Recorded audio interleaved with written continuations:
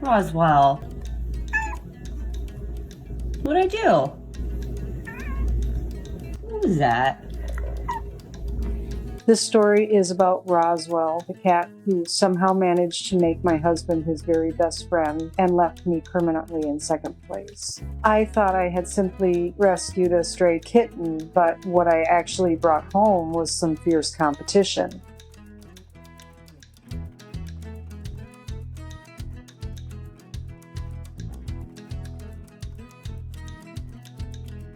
It all began under a friend's shed. There he was, tiny, bony, with a sharp and watchful look in his eyes. It was obvious he was searching for a home. I was moving in just a week, so I quickly asked my friend, who is now my husband, if I could take the kitten with me. Without a moment's hesitation, he said, "Sure, why not?" And that's how Roswell entered our life. What's your problem? Huh? My animal instincts are Why? From the very beginning, though, it became clear that he didn't just join the family. He pushed me aside. Roswell quickly bonded with Drew, and before long, he seemed to regard me less as family and more as a nuisance, interrupting their friendship. You're okay. No? Are you mad at me? Okay. I couldn't help but notice that the very first time he laid eyes on Drew, something shifted. It was like watching a lightning bolt of recognition. He looked at him as if he'd just discovered his soulmate. And suddenly, everything I had shared with the kitten up until then no longer seemed to matter. I suppose the beard had something to do with it.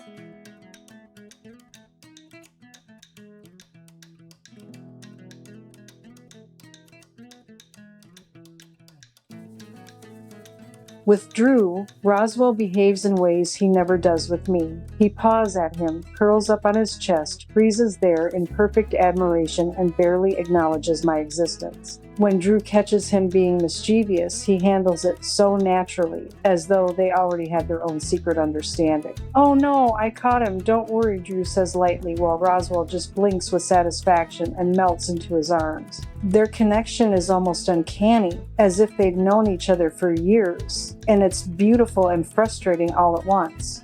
Hi, Roswell. Are you happy? I'm home too. Okay.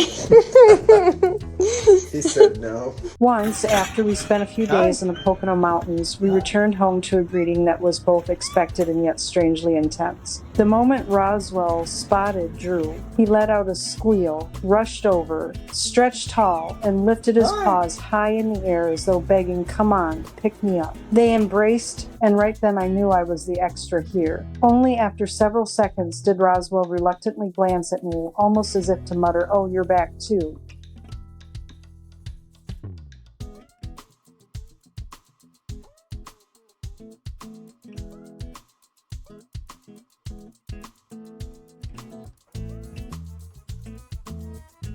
I tried to break up their devotion. I reached to stroke him as he rested on Drew's chest, but instead of affection, I got a piercing glare. I could almost hear the words in his mind, "Leave your wedding rings on the table." It was as if our little home had a new hierarchy, with Roswell firmly at the top.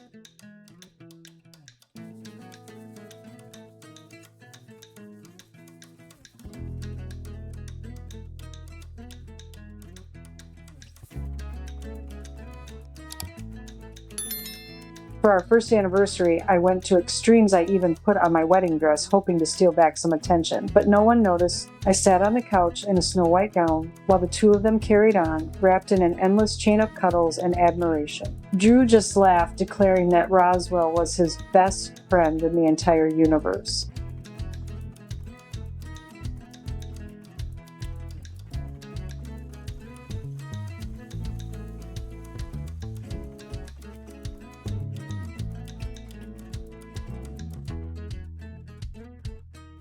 They watch television together, Drew reads while Roswell lies nearby, and it all feels so perfectly arranged, as if fate itself had paired them. More and more I catch myself thinking, my husband wasn't born for me at all, but for him.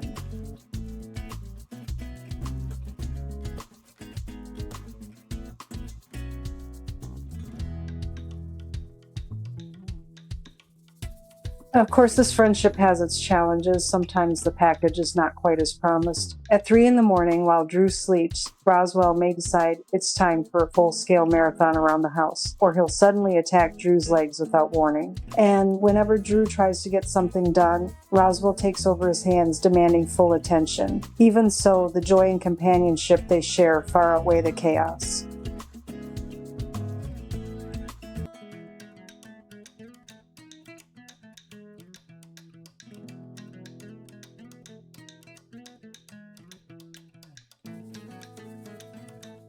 Still, through all of it, their bond remains rock solid. And here I am, standing at the edge of their cozy little world, playing the part of the third wheel. But I've learned to cherish the little moments I do get with Roswell, those brief seconds when he nudges me or allows a quiet cuddle. Who knows? Maybe one day Roswell will decide there's actually room for me in this trio.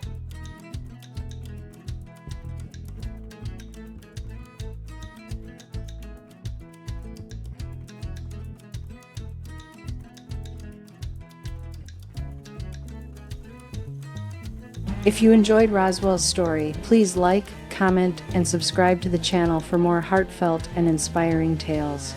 And remember, before you bring an exotic pet into your home, always consult with experts and take time to understand their special needs. Careful research is the key to giving them the safe, happy, and healthy life they truly deserve. Because at the end of the day, pets like Roswell are not just animals, they are family, friends, and in many ways, the heart of our homes.